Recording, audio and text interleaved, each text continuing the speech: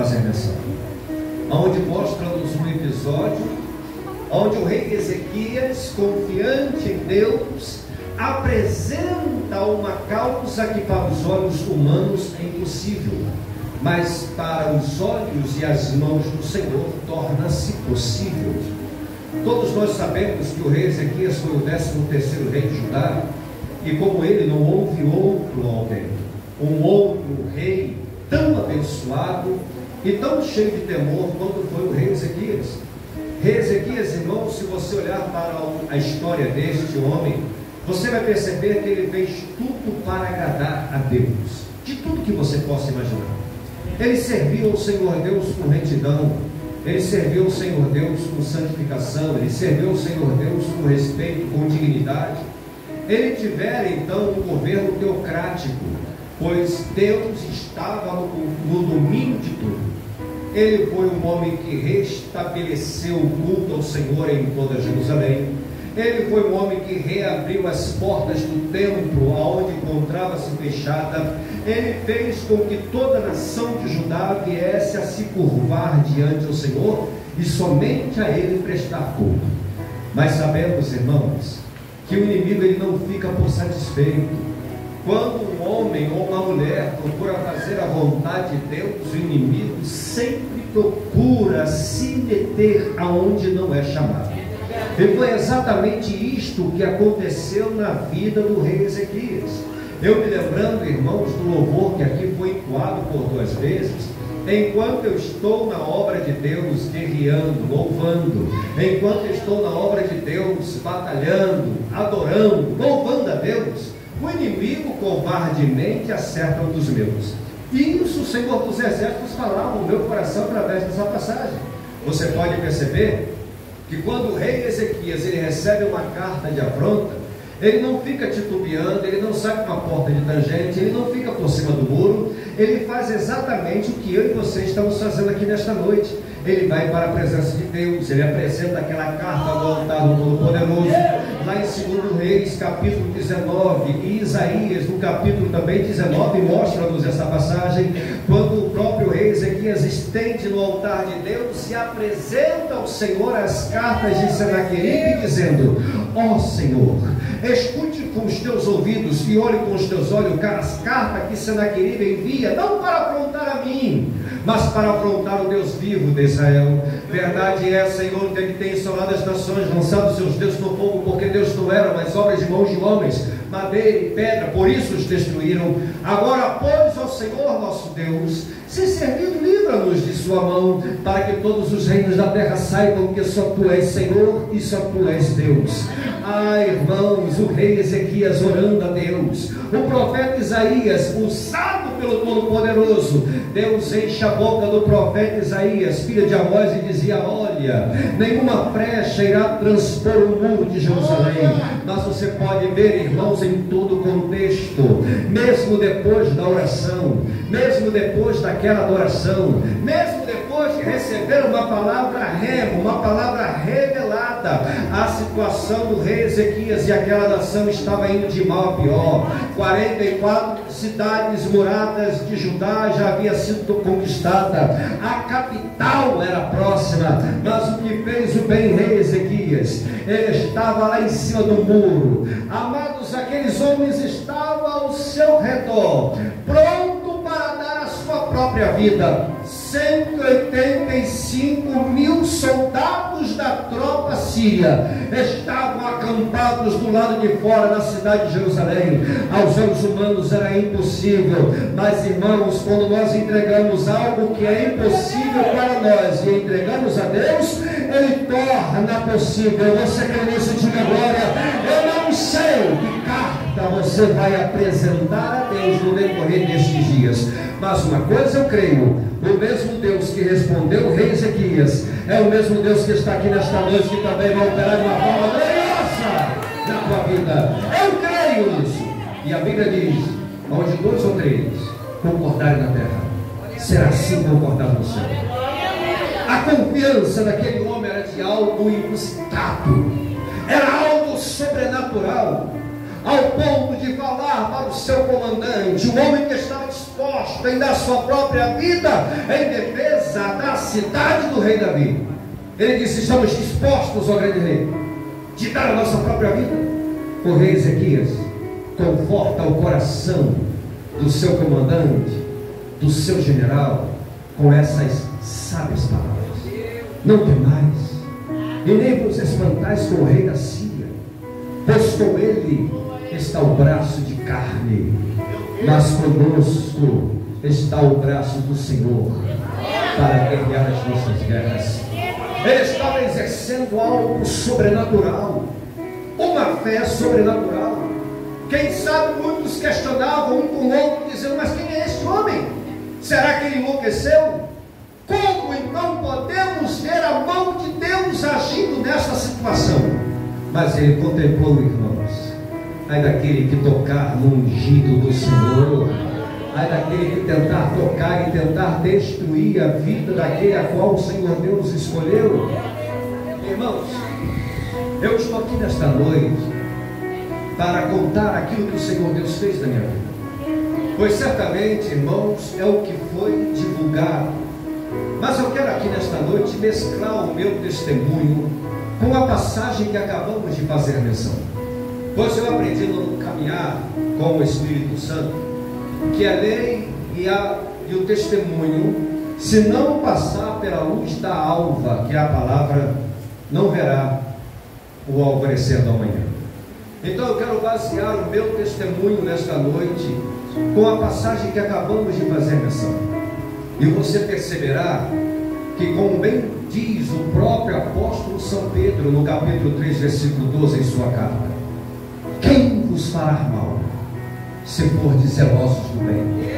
Em Isaías 54, 17: nenhuma arma preparada contra ti prosperará, qualquer língua que se levantar contra ti em juízo, tu a condenarás, porque esta é a herança dos servos do Senhor e a sua justiça que vem de mim, diz o Senhor dos Exércitos. O próprio rei Ezequias tinha a convicção de que aquele que estava com eles era maior do que aquele que estava no mundo. Então, porque podes tu temer as mundungas, o cativó, porque tu podes então temer das simpatias que fazem por aí afora, ou de rezas contrárias? Você perceberá, irmãos, que aquele que está conosco é bem maior do que aquele que está no mundo. Este que vos fala nesta noite, pela bondade e misericórdia de Deus, sou o pastor da casa do Senhor, mas não era este os meus planos. Eu nunca imaginava estar juntamente com este seleto povo, falando que Jesus cura, salva, liberta, transforma o homem e conduz aos céus. Eu nunca imaginava hoje estar falando desse poder maravilhoso que vem do nome do Senhor Jesus. Porque ai daquele que tentasse pregar Jesus para mim na época a qual eu não o conhecia. Irmãos, eu bem posso dizer aos irmãos que o Senhor dos Exércitos quebrou em minha vida uma maldição chamada a maldição hereditária. Hoje se escuta falar muito concernente de maldições hereditárias. A maldição hereditária, pastor, eu sei que é aquela maldição que atravessa de filho para pai, de pai para avó e assim sucessivamente. É geração de séculos que tem assolado a minha vida ou a vida dos meus. Como é que se posso ver a maldição hereditária ser quebrada em minha vida? Preste bem atenção no que você vai ouvir. Irmãos, a maldição hereditária, ela é quebrada, não é diante a tamanha fé de uma determinada pessoa. A maldição hereditária não é quebrada em uma campanha. A maldição hereditária não é quebrada com muitas coisas que se ensinam por aí fora. A maldição hereditária, ela só é quebrada através de uma atitude que você faz diante dos homens. E qual é a atitude, pastor? De erguer as tuas mãos para o alto e receber Jesus como único e suficiente Salvador. Fazendo tal coisa, a maldição que permeava a tua vida e a vida dos teus ancestrais cai por terra, e o nome santo do Senhor Deus na tua vida, a partir de então, ele é glorificado. O perceber em Êxodo capítulo 20, versículo 5, Deus falando com Moisés: visito 4 gerações daqueles que me aborrecem, mas tenho e faço misericórdia de 1000 gerações daqueles que me amam e guardam os meus mandamentos. Está vendo como é Deus que visita? Amados, a bênção e a maldição de geração a geração é Ele que visita. Mas pastor, como é que eu posso ver a maldição hereditária quebrada? Como eu falei, é aceitar Jesus como Salvador.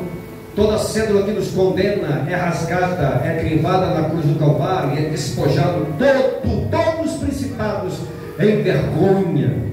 Irmãos, é por essa razão que o próprio Josué, capítulo 24, diz: eu e minha casa serviremos ao Senhor. Deus, Ele quebrou a maldição hereditária em minha vida, porque eu vou te mostrar como. O meu bisavô, um mago do voodoo lofano, muito conceituado, catulado, respeitado e reverenciado no Maranhão. Se tu pensa que Salvador é a terra da magia, você está completamente enganado. O Maranhão hoje é considerado a capital da bruxaria. Amados, o meu avô paterno ensina todas as práticas a seus filhos, aos seus 7 filhos, inclusive ao meu pai, o seu filho mais moço, José de Ribamar Amaral. Olha uma maldição, já atravessando de meu avô para meu pai. E quando eu era mais jovem, isso não faz muito tempo atrás, essa barba branca aqui, irmãos, não é branca, é farinha que eu comi na janta. Então, é farinha. Então, não tem muito tempo atrás, isso aproximadamente aos 18 anos, no dia 29 de novembro de 1974, de que ano que eu falei, irmãos? Que ano eu falei aqui, irmãos? 74. Segundo as minhas contas, tem 18 anos atrás. Quem tem o cálculo real aí, não me corrija em nome de Jesus. Amém? Então, no dia 29 de novembro do ano de 1974, o que os meus pais fazem? Eles me tiram da maternidade, colocando-me no colo de um médium. O médium se apodera do espírito, levanta meu alto e diz para todos que ali estavam naquele terreiro: apregoai uma grande festa a mim, pois o meu cavalo é nascido, eu sou o seu cavaleiro. Esta criança a partir de hoje é minha e eu sou dele. Meus pais exaltaram o nome daquela entidade naquela noite. Mas irmãos, hoje quem exalta o Senhor dos Exércitos sou eu, juntamente com esta igreja. Pois a palavra do Senhor dos Exércitos revela, meus amados, que aquele onde abundou o pecado superabunda a graça de Deus. Você crê que o Senhor Deus está aqui nesta noite? Diga glória. Ah, irmãos, eu tive uma infância atormentada, uma infância perturbada. Eu não tinha uma infância como muitos amigos. Aos meus 14 anos de idade, aproximadamente 14 para 15 anos de idade, eu dou passos mais largos ao abismo. O mundo me apresenta um pseudo-amigo. Este amigo, ele era um médium, ele era um ogã. Para quem já se envolveu sabe muito bem o que é um ogã. O ogã tem 2 tipos: é o de corte, ou que sacrifica animais, ou o ogã de toque, que é aquele que bate tambores ou atabaque. Aquele homem virou para mim e disse: rapaz, o seu problema é um problema mediúnico, aonde médicos não vai sanar o teu problema. Para tentar me convencer, ele usou até uma linguagem do urubá, e principalmente da linha Nagô. Ele virou para mim e disse: você é um abicó, um abicum, não precisa colocar o quilê, o contregum, fazer o bori, o bolá, o descer roncó, pois você é um abicó. Quem é isso, pastor, que você pronunciou? Você falou em outros idiomas, você falou em línguas? Não, eu falei um dialeto africano. E eu vou traduzir no português o que ele havia dito para mim. Ele falou para mim que eu era o abicó, ou seja, um médico de nascença. Não precisava fazer a preparação como faz um iaô, recém-chegado ao centro espírita. Não precisava colocar quilê, que é a pulseira, o condreguma, para que corta a carne do braço, fazia cura, o corte de cabeça, o corte do corpo. Não precisava nem eu bolar para descer o roncó. Irmãos, aonde o Espírito Santo de Deus tem me impulsionado, tem me conduzido, ele tem me feito alertar principalmente os jovens. Você já percebeu que tem muitos jovens que hoje pronunciam uma palavra muito comum entre eles, tal como: ai, tô boladão, Já viu? Você já viu muitas meninas falando para as outras: olha, não mexe comigo hoje, porque hoje eu estou bolada. Elas conseguem enrolar a língua entre os dentes. Eu não sei como é que elas fazem, mas elas fazem desse jeito. Eu estou bolada. Olha, estou boladão. Você já percebeu que até os rapazes impostam a voz, falam até grosso, só para tentar intimidar? Aí, o que foi? Boladão. Não é assim? Já viu isso? Certamente você já ouviu. Ou quem sabe você costuma até pronunciar tal coisa e não sabe o significado dela. Mas hoje o Espírito Santo de Deus vai mostrar para você o que significa. A palavra bolado, irmãos, não quer dizer que está injuriado, que está intrigado com alguma coisa, que está nervoso com algo, não. A palavra bolado, num dialeto africano, traduzido para o nosso idioma, significa estar possuído, incorporado, possesso. Ou então quem está boladão ou quem está boladona é a mesma coisa, está dizendo: eu estou possuído, eu estou endemoniado, eu estou poderado. Quem está bolado tem que descer o rancor. Rancor é um quartinho onde fica deitado as Iaô 7, 14 ou 21 dias. Mas hoje eu conheço um povo que não anda mais bolado, mas anda cheio da glória, do poder de Deus. Esse povo está aqui nesta noite dando glória. Quer ver como o próprio inimigo ele procura trazer palavras de maldição e muitas das vezes a pessoa não sabe nem o que está pronunciando? Um exemplo muito comum entre nós, principalmente em festas de criança. Parabéns para você nesta data querida, muitas felicidades, muitos anos de vida. É pique, pique, pique. Pique significa grande, grande, grande, grande. É hora, é hora, é hora. O que as crianças cantam ainda, principalmente os homens? Como? Como? Muito bem, eu queria que você no 3 dissesse assim para mim: o sangue de Jesus tem poder, tá bom? No 3, vamos lá? No 3, 2, 3. O sangue de Jesus tem poder. Mais uma vez. O sangue de Jesus tem poder. Mais uma vez. O sangue de Jesus tem poder. Pastor, por que você está clamando o sangue de Jesus? Eu vou explicar por você. Por que eu estou falando tal coisa? Porque a palavra Ratimbum, Buntirá, Ratimbum, o que eu pronunciei aqui, foi uma invocação de demônios. Foi por essa razão que eu pedi para que você então clamasse o sangue de Jesus. Porque a palavra Ratimbum, Buntirá, Ratimbum, significa amaldiçoado seja tu para sempre seja tu amaldiçoado. Pastor, mas isso não tem nada a ver. Ah, é? Então vamos botar um pouquinho de lado a Bíblia e pega o seu telefone, pesquise no Google o que significa o tal danado. Quantos pais chamam os seus filhos de danado? Criança danadinha. É, olha, está vendo, Joãozinho? É uma criança danada. Sabe o que significa tal coisa? Não sabe? Definição etimológica: amaldiçoado. Definição corrente: destinado para o inferno. Está vendo? Em muitas ocasiões o diabo ele procura usar os nossos próprios lábios para trazer determinadas maldições. Mas a Bíblia foi falando aqui, irmãos, Isaías 54:17: nenhuma arma preparada contra ti prosperará. Qualquer língua que se levantar contra ti em juízo, tu a condenará. Porque esta é a herança dos servos do Senhor e a sua justiça, que vem de mim, diz o Senhor dos Exércitos. Irmãos, no dia 22 de agosto do ano de 1989, aquele homem consegue me persuadir e me conduz a um terreiro de candomblé, principalmente na nação da cor. Quando o médium invocava um determinado espírito, aquele espírito materializa-se para mim. Aquele espírito materializa-se. Irmãos, e ao materializar-se, eu fiquei completamente obcecado, louco de paixão, de desejo. Eu fiquei iludibriado, encantado, adiado. pela visão a qual eu tive daquele ser. Uma mulher de 1,90 m de altura, os olhos azuis, o dente totalmente de ouro, um corpo exuberante com vestimentas rasgadas. E quando me deparo com aquela visão e aquele espírito materializando-se para mim, naquela mesma noite eu faço um pacto de sangue, tornando-me a partir daquela data o mais moço marido da Pombogira Maria Munambo, rainha das 7 desgraças.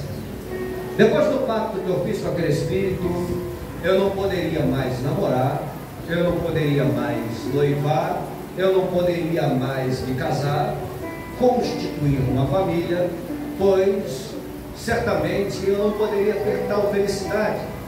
E eu não gostava, em hipótese alguma, de ver pessoas tendo uma felicidade a qual eu não poderia ter. Você sabe por que hoje o diabo ele procura investir pesado contra a família? Ele procura. Eu vou lhe dizer uma coisa, irmãos, isso não é de hoje. Ele procura investir pesado contra uma família porque ele sabe muito bem que se consegue destruir a família hoje, amanhã não haverá igreja. O inimigo ele é muito estrategista. Ele sabe muito bem como ele pode estruturar. Não importa se a pessoa é novo convertido, não importa se ela é uma velha convertida, não importa se é diácono, se é obreiro, se é missionário, pregador, pregadora, cantor, cantora, apóstolo, bispo, seja lá o que for. Quando uma pessoa não vai bem dentro de casa, ele não vai bem em lugar nenhum, queridos. E eu fiquei muito irado em não poder ter uma felicidade que outros tinham. E por sua vez eu fiquei inimigo de casais. Eu não suportava em hipótese alguma de ver pessoas namorando. Eu era usado pelo diabo para destruir muitos relacionamentos, fazer muitas mundrungas, muitas magias, para tentar destruir determinados relacionamentos. Pois eu não gostava em hipótese alguma de ver pessoas namorando, cenas românticas, cenas de novela, de beijos, nada disso. Eu detestava ver tal cena. Uma certa ocasião, no bairro de Olaria, acredito a qual muitos aqui conhecem, o bairro de Olaria é o bairro vizinho, o bairro da Penha, com o bairro de Ramos. Eu estava ali na rua até o fim Carlos, com o cruzamento com a rua Oramos, de frente ao antigo cinema de Olaria. Ainda está lá. O cinema de Olaria não existe, mas o prédio ainda existe. E quando eu estava naquele ponto de ônibus, era uma tarde ensolarada, eu me lembro como se fosse hoje pela manhã. Eu andava, aquelas pessoas que têm minha faixa etária dos 18 anos, se lembram que nós andávamos com uma pochete, né? Hoje eu estou tendo até uma pochete, mas de carro. Então andávamos com uma pochete. E dentro da pochete, muitas pessoas guardavam documentos, outros guardavam, faziam aquela pochete de coldre, e assim sucessivamente. Eu estava com aquela pochete, mas dentro da minha pochete, irmãos, tinha muitos artefatos para poder fazer a magia da alquimia. Tinha muitas mundrungas dentro da minha pochete, tinha muitas sementes, tinha frasco de mel, tinha pólvora, tinha pemba, tinha punhal, tinha bastante patuá, porque eu gostava de usar aquelas coisas. E quando eu olho o casal que estava ali namorando, eu fico tão indignado em ver tal cena, que eu faço o quê? Eu vou até aquela encruzilhada da rua Orango, quando eu retorno em Carlos, eu faço um símbolo conhecido como a mongafada, risco 7 cruzes do chão e bato um baú, uma invocação de espíritos com palmas. E ao invocar aquele espírito que habitava naquela encruzilhada, eu dou a eles uma proposta. E a proposta que eu havia dado foi exatamente esta: eu não vou mais para o lugar que eu estou indo. Eu volto para a minha casa, estouro uma garrafa de marafo e entrego para vocês se você destruir aquele casal. Irmãos, com 5 a 7 minutos, algo tenebroso acontece. aquela carícia é trocada por discussões, aonde a moça esmurra o peito do rapaz, o rapaz vai para o lado, a moça vai para o outro, e eu faço o quê? Eu volto para minha casa me achando bam. Consegui destruir mais um relacionamento. Eu tenho força, eu tenho poder, eu sou capaz. E o meu autoestima cresceu muito. E olha, o que eu pedia para eles estavam prontos a fazer. Voltei para minha casa, peguei uma garrafa de pitu e estourei na parede para entregar aqueles demônios como eu havia prometido. Mas olha o que a Bíblia nos diz, irmãos: e verás a diferença daquele que serve a Deus e daquele que não serve, do justo e do ímpio, do santo para o profano. Qual é a diferença? A diferença é a forma dela se vestir? Não. A diferença é se está de gravata ou de bermuda ou de calça? Não. A diferença está na saia ou é então uma calça? Também não. A diferença, já sei, pastor, no cabelo? Não. A diferença na denominação, porque cada denominação é algo mais poderoso do que a outra. Muito menos. O diabo ele não teme carteira de pastor. O diabo ele não teme voz de impostado de pregador. O diabo não teme o agudo do cantor. O diabo não teme se é missionário, se é pregador, se é pregador, se entrega ou não revelação. O diabo não teme essas coisas. Se a igreja é grande ou se a igreja é pequena, ele não teme isso. Qual é a diferença, pastor? Eu vou mostrar para você qual é a diferença.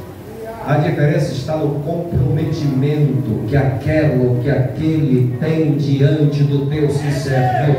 Diga ao irmão que está ao seu lado: se você tem compromisso com Deus, Deus também tem compromisso com você. Você crê nisso? Diga glória a Deus. Quer ver uma coisa, irmãos? Só dar uma pausa aqui. O que Deus está tocando no meu coração. Você já viu por alguma vez o diabo falar a verdade? Nunca viu? Você nunca viu? Peraí, pastor, mas Jesus nos ensinou lá em João capítulo 8 que ele é o pai da mentira. Ele nunca se firmou na verdade. Mas deixa eu lhe falar uma coisa. Uma única vez na vida do diabo eu vi ele falar 3 verdades e não podia se ocultar, ele não podia disfarçar. Ele falou 3 verdades. E quais são as 3 verdades que o diabo tinha que declarar? Irmão, se você olhar lá o livro de Jó, no capítulo 1, versículo de número 6, você vai perceber que quando Deus reuniu seus anjos, entrou um intrujão, alguém que não havia sido convidado. Mas a Bíblia diz que os olhos de Deus estão sobre todos os cantos, e nada pode estar oculto diante dos olhos do Senhor. E quando Deus contempla o diabo, ele então revela para todos que estavam ali e diz assim: o que faz? O próprio diabo ele percebeu que foi descoberto e disse: ah, Senhor, eu vim da terra de rodear a terra e de passear por ela. Deus então apresenta: olha ali meu servo Jó, olha ali meu servo Jó, tu conhece? Íntegro, reto, temente a Deus e se desvia do mal. Irmãos, não é um cristão protestante ou católico que estava dando testemunho de Deus, não é um judeu messiânico, ortodoxo, que estava falando de Deus. Não era um muçulmano falando de Deus. Era o próprio Deus dando testemunho de um homem para o diabo. Não era nenhum ser vivo, era o próprio Deus. O diabo então, ao conhecer Jó ali, sabe o que o diabo fala? Ah, Senhor, porventura serve Jó um Deus de balde, em vão, à toa. Olha a verdade que ele tinha que reconhecer: tu, Senhor, não tem cercado por todos os lados, ele e sua casa, é tudo quanto tem, e a obra de tuas mãos tens abençoado, e os seus bens têm se multiplicado sobre a terra. Era verdade ou era mentira? Era verdade. O próprio diabo ele tinha que reconhecer que era Deus, não era anjos. Era Deus que guardava Jó e toda sua família.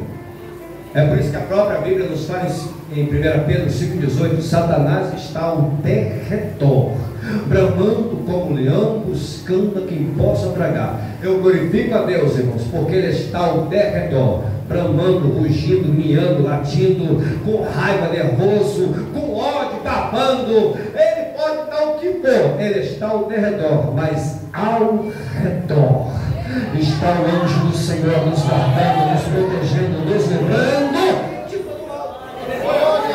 Deixa eu agora voltar aqui para o testemunho. Olha só a diferença. Como Deus tem, o mundo espiritual conhece quem é quem. Era chegado dia 13 de junho. A mãe de meu pai, uma bruxa do chamado Vudulofã, uma xamã, ela virou para mim e deu uma missão. Eu tinha que ir para o Mercadão de Madureira para ali comprar um quadrúpede, um cabrito, para fazer um sacrifício ao povo da rua, no final de semana. E eu estava indo lá no ponto com o meu vale transporte, na época era o vale transporte. E quando eu pego o ônibus da linha 780, que outrora fazia ponto lá perto do Cadega, em Benfica, e quando chegava em Madureira ficava debaixo do viaduto Negrão de Lima. Quando eu estava indo para o Mercadão de Madureira, eu subo no ônibus pela porta traseira. Antigamente era assim, você subia pela porta traseira e descia pela porta dianteira. Quando eu pago a minha passagem ao cobrador, eu dou o meu vale transporte para o cobrador que estava dando as costas para o lado direito daquela condução. E quando eu passo a roleta, aquele ônibus não estava repleto, não estava cheio. Tinha alguns passageiros assentados no banco. Quando eu me deparo que atrás do banco do motorista, naquela parte alta, estava ali um casal. Aquele casal estava namorando, estavam se beijando, trocando carícias, falando algo no ouvido um para o outro. E eu olhando para aquilo, eu digo: não acredito. Eu não acredito que eu vou passar essa viagem inteira ouvindo e vendo essa cena. Aí eu invoquei das 7 miríades de Menorato e falei para eles: eu quero que vocês destruam aquele casal agora e façam eles descerem, porque eu não estou suportando ver esta cena. Destrua, pois eu estou indo no Mercadão e vou comprar 7 garrafas de maraco se fizer o que eu mando. Sabe que aqueles demônios falaram no meu ouvido: cavalo, peça para destruir o outro casal, porque aquele que está ali na frente nós não podemos destruir. Irmãos, pela segunda vez eu dizia: eu lhe darei 14 garrafas de maraco se fizer o que eu mando. Eles mais uma vez falaram: cavalo, peça para destruir os que estão lá fora, outros que vão entrar, porque aquele que está ali na frente nós não podemos nem nos aproximar. Pela terceira vez eu dizia: eu vou lhe dar 21 garrafas de maraco, mais cara, a melhor qualidade, se você fizer o que eu estou mandando. Eles disseram: cavalo, olha, já falamos para você, não podemos nem nos aproximar. E eu vou te dizer uma coisa: cala tua boca. Se você falar mais uma vez, iremos tomar você nesta condução e vamos te espancar até você descer, porque você não vê o que nós estamos vendo e ouvindo o que estamos ouvindo. Eu perguntei: então diga para mim o que é que vocês estão vendo, o que vocês estão ouvindo. Eles disseram: cavalo, a ordem para descer. Estamos vendo aqui dentro um homem de branco com a espada nas mãos, e a ordem é para descer, é para descer. Irmão, quem era este ser de branco com a espada nas mãos, que dava ordem aos meus encantados para poder descer, e eu tinha que descer também? Não tem um ditado lá fora que diz: os incomodados que se mudem? Quem estava incomodado com aquele casal era eu. Eu me aproximei, segurando naqueles ferros do ônibus. Cheguei ao lado daquele casal, olhei para eles, e eles olharam para mim com um sorriso estampado na face. Eu dizia: quem é esse? Quem é esse? Irmãos, se eles soubessem o que estava acontecendo naquele momento, eles estariam dando glórias a Deus até o dia do arrebatamento dessa igreja. E eu quero muito mais além. Quem sabe Satanás não reuniu, não fez uma reunião infernal para tentar impedir a sua chegada aqui. Quantas vezes ele planejou doenças e enfermidades, moléstias para você? Quantas vezes ele então enxergou, ele maquinou, ele arquitetou, ele planejou que algo acontecesse na vida dos teus. Mas você está aqui, irmãos, exaltando o Senhor dos Exércitos com Espírito. É fácil falar de livramentos que os nossos olhos contemplam, mas se dar testemunho daquilo que você não viu, e dar testemunho daquilo que ainda você não percebeu. Se soubesse o que estava acontecendo no mundo espiritual, irmãos, daríamos glórias a Deus até o dia do arrebatamento da igreja. Desci daquela condução, cheguei junto à mãe do meu pai. Eu falei para ela, levando o bicho que ela me pediu, eu falei assim: velha! Era assim que chamava. Não chamava aquela mulher de vovó, e muito menos de vó, era de velha, ou mãe velha. Era assim que aquela matriarca gostava de ser chamada. Velha! Quem é um homem de branco, com a espada nas mãos? Ela rapidamente coloca a mão no ouriço da cabeça, ela se curva e disse: este é Zambi. Eu digo: não é Zambi, velha. Era em nome de Zambi que nós dominávamos os espíritos. Quando falávamos ao Senhor diferenciação dele, ele tinha que vir ou tinha que sair. Era em nome, era nessa nome que nós invocávamos e dominávamos os espíritos, seja de qual for. Hoje eu sei que até Zambi tem que bater em retirada quando essa igreja clama o nome de Jesus. Não tem nome mais poderoso do que o nome de Jesus. Eu dizia: a velha, não é Zambi. Ela dizia: este é Ogum. Pode ser uma das falanges do Ogum, o grande guerreiro.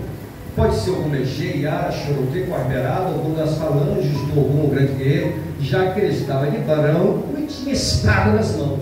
Eu digo: velha, Ogum usa branco, tem espada nas mãos. Mas esse que estava naquele ônibus não era Ogum. Ela disse: como é que tu sabe? Tu viu o dia? Você ouviu a voz da entidade? Para falar para mim que não era Ogum? Eu digo: é simples. Eu não vi e nem ouvi. Mas o que eu ouvi dos meus encantados foi que ele estava de branco e tinha espada nas mãos.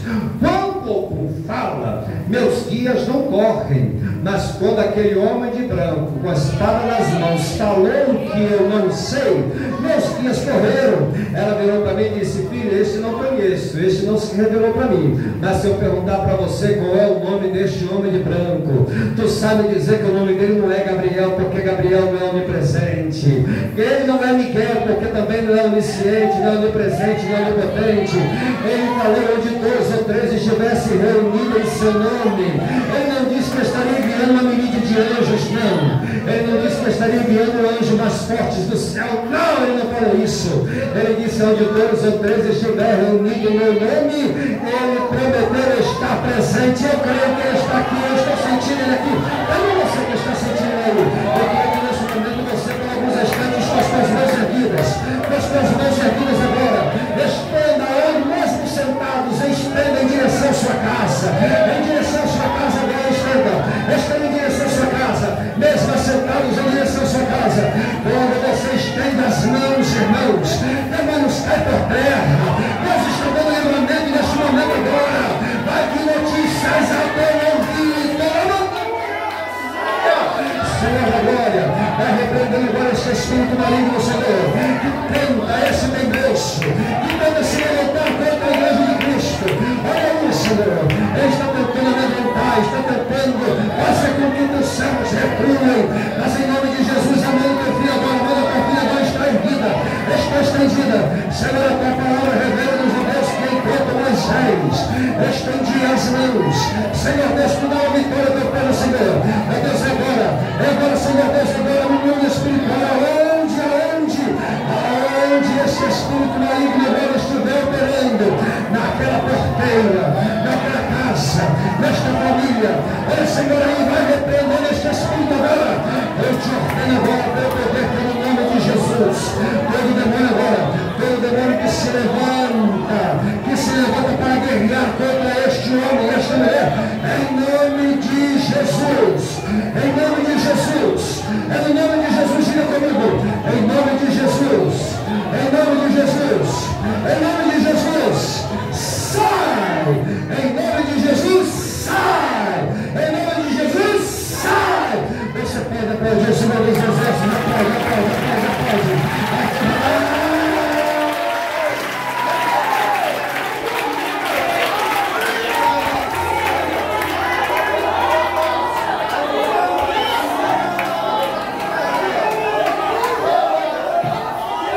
O espírito de enfermidade caiu por terra em nome de Jesus.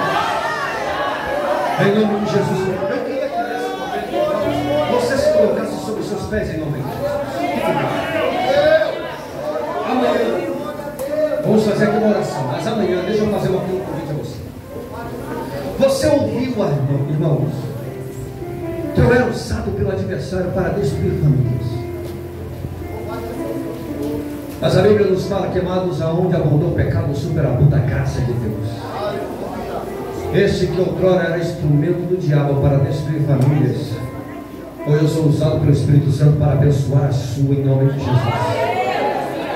Então amanhã eu queria que você me trouxesse algo que representa a sua casa, sua aliança, uma foto do seu marido, a foto do seu casamento, do seu noivado, a foto da sua família. Você irá trazer uma peça de roupa do teu marido, a peça de roupa da tua esposa, a peça de roupa do teu filho. Você irá trazer. Você irá exercitar a sua fé e a sua fé. Eu quero unir a minha fé com a sua, para que amanhã possamos, amados, fazer algo de sobrenatural aqui da parte do Senhor dos Exércitos. Para você que ainda não tem, traz o missionário, por gentileza, essa garrafa d'água em nome de Jesus que está nos seus pés. Amanhã você que não trouxe, você que não está com água, você irá me trazer uma água como esta. Como os irmãos estão bem percebendo, ela está totalmente lacrada. E eu queria que você testificasse que assim que você trouxer a sua água amanhã, ou amanhã vai ter aqui, se você quiser vir no trabalho direto, a igreja vai estar disponibilizando aqui uma água aqui para você. Perceba se ela está vazando, se ela foi lacrada, se ela está lacrada, se está vazando. Perceba e veja se realmente de fato é água. Aprendemos que no colégio que a água não tem cor, não tem cheiro e não tem sabor.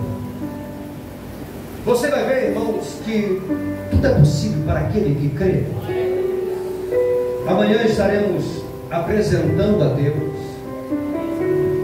e na última noite estaremos fazendo com que esses recipientes de água represente aquela pessoa que você ama, seu amigo, sua esposa, seu esposo, seja lá o que for. Vamos pedir para que a glória de Deus manifeste-se na pessoa, e tudo que não presta, tudo que foi lançado para a vida dela, olho grande, mundrungas, catimó, rezas contrárias, enfermidade, maldições vaticinadas, maldições demandadas, seja o que for, vício, toda forma de maldição, saia dela lá e manifeste-se nesses recipientes de água. Você irá testificar, irmãos, que Deus ele usa coisas simples para manifestar a sua glória, e você vai ver que coisas sobrenaturais vão acontecer em nome de Jesus. Pastor, me dá mais detalhes. Vem amanhã em nome de Jesus. Amém? Vem amanhã. E amanhã eu vou contar para você, irmãos, como o Senhor Deus me trouxe para a sua presença. Eu tentei, deixa eu contar rapidinho enquanto vocês estão de pé, já vou orar por você. Eu tentei matar um crente. Sim. Fiz mundrungas para aquele homem de uma forma pesada. O livro de São Cipriano, capa de aço, folha de amianto, cruz de Caravaca, ré de Santo Antônio, eu estudei tanto esse livro que eu decorei trechos. Fiz magias para aquele homem. Mas algo terrível aconteceu na vida dele e na minha vida. Você quer saber o que aconteceu? Quer saber o que aconteceu? Quantos querem saber o que aconteceu? Diga glória a Deus. Conte, pastor, fale para mim. Então há poucas pessoas que querem saber. Se você quer saber o que aconteceu comigo e com ele depois daquele feitiço, diga assim comigo: conte, pastor. Então vem amanhã. Traga mais um amanhã. É em nome de Jesus que vai ser coisa forte, irmãos. Vai ser coisa forte. Eu quero convidar você aqui a aproveitarmos que estamos nesse movimento. Você que está nessa campanha comigo, estamos em guerra. Eu queria que você saísse do seu lugar agora em nome de Jesus. Desça aqui à frente. Desça aqui à frente. Pastor, eu quero unir a minha fé com a sua. Eu quero unir a minha fé com a sua.